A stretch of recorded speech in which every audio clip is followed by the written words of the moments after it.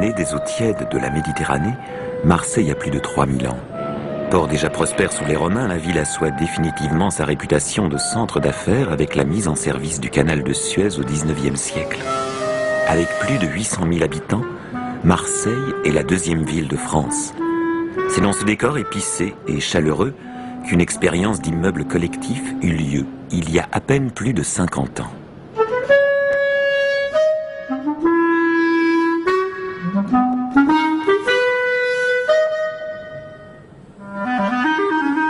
Alors c'était un rêve que l'on caressait depuis au moins une année, grâce à un journal d'enfants qui nous expliquait qu'à Marseille, il allait y avoir une construction avec des appartements et la possibilité d'avoir une vie collective très intéressante. Ma mère a visité l'immeuble et a dit à mon père, d'accord Marseille, mais c'est ça ou rien. Elle a eu ce qu'on peut appeler un coup de foudre. En une heure, ça a été véritablement une heure enthousiasmante. Nous en avons visité un et ça a été terminé. Il n'était plus question d'aller ailleurs.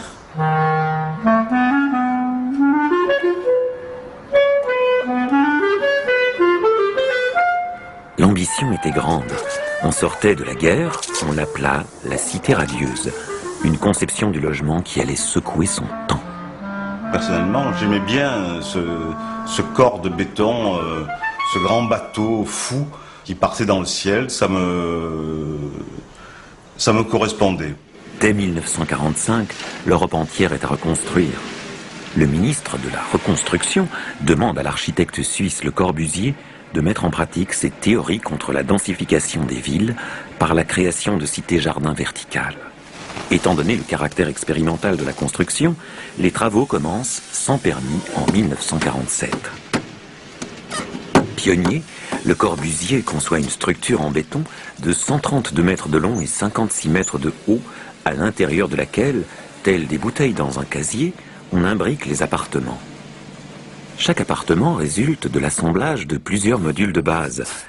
Les logements ainsi créés s'emboîtent les uns aux autres dans un sens est-ouest propice à la lumière, tandis que les couloirs deviennent rues intérieures dans le sens nord-sud, plus favorable à la pénombre.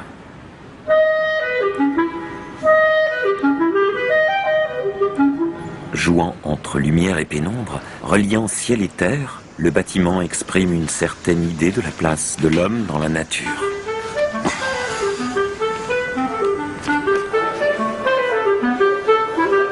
La cité radieuse est d'abord un projet de vie pour tous.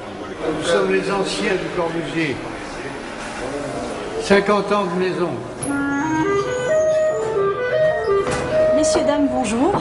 Bonjour. C'est pour la visite? Oui. Ben voilà, je suis à vous. Marie Keller a grandi au Corbu. Passionnée, elle fait visiter l'appartement familial aux nombreux visiteurs qui se présentent chaque jour. Voilà, la lumière s'atténue. Et on a quelque chose de plus feutré, de plus intime. Voilà. Allez-y, je vous en prie, rentrez. Là, vous êtes dans le module de base. C'est une pièce de 32 mètres carrés.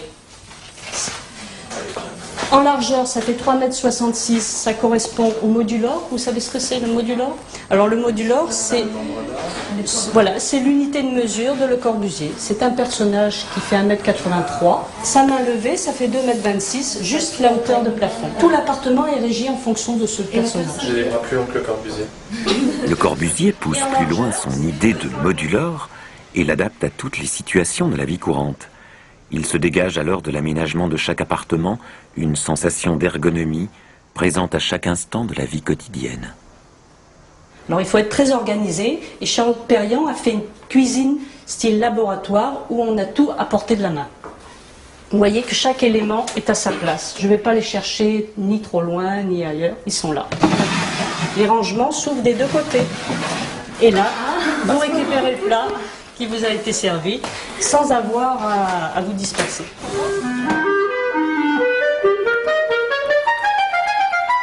Et bien en plus, ça nous sert de siège. Toujours la forme très ergonomique. Et voilà. Et voilà les deux chambres d'enfants. Alors, c'est une unité séparée dans son milieu pour faire deux petites chambres. Au milieu, un espace commun pour s'amuser avec son frère ou sa sœur. En l'occurrence, avec mon frère. Et puis quand on s'entendait plus ou quand on voulait un petit peu d'intimité, on refermait. Et là, on avait un tableau noir, comme à l'école, sur lequel on dessinait ou on travaillait en fonction de... Voilà. Là, vous pouvez apercevoir des petites photos du toit terrasse. Alors sur le toit terrasse, je vous ai parlé de l'école maternelle, avec côté hiver, côté été. Moi-même, j'ai été donc dans cette promotion de maternelle.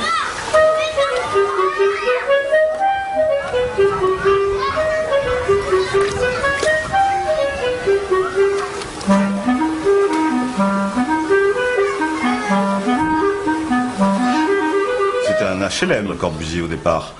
Donc les gens du peuple, les gens qu'on dit aujourd'hui d'en bas, ont été surpris par ces couloirs un peu sombres, ce béton, cette atmosphère. Le Corbusier propose pour chaque appartement un ensemble d'éléments très novateurs. Cuisine à l'américaine, eau courante, électricité, mezzanine et, chose incroyable à l'époque, des prises de télévision. Le budget de la construction est largement dépassé. Inauguré en 1952, le bâtiment déroute et heurte les mentalités qui ne sont pas encore prêtes. L'État a vendu tous les appartements à des gens qui étaient sinistrés.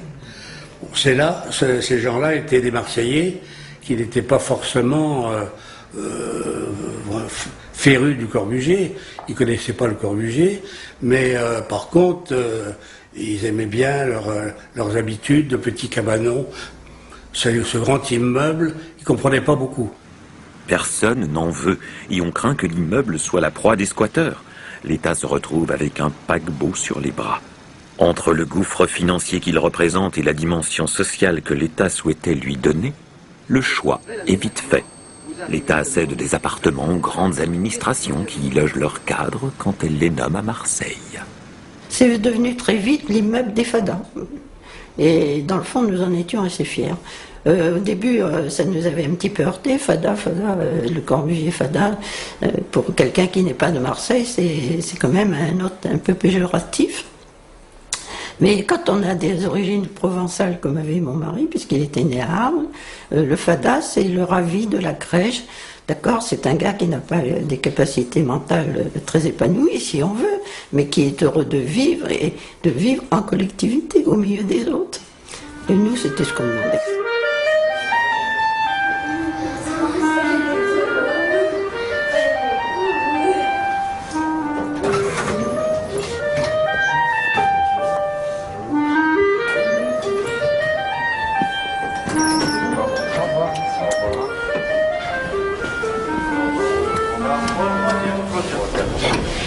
Patrick de Rosario est le régisseur de la Cité radieuse depuis 18 ans. Sa mission ? Dorloter la maison. Je vous rappelle que l'immeuble a 50 ans, donc par conséquent c'était des tuyaux en acier à l'époque, et forcément les tuyaux se percent, rouillent et occasionnent de nombreux dégâts des eaux.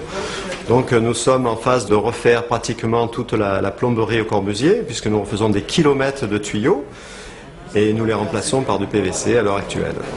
Je dirais que le régisseur est comparable au garde champêtre dans un village. Ici, c'est un gros village, par contre, effectivement, avec tous les problèmes qui surviennent la journée, puisque bon, on peut avoir des dégâts des eaux, des problèmes électriques, les gens vous appellent pour un peu tout, quoi. Et donc, je suis là pour ça.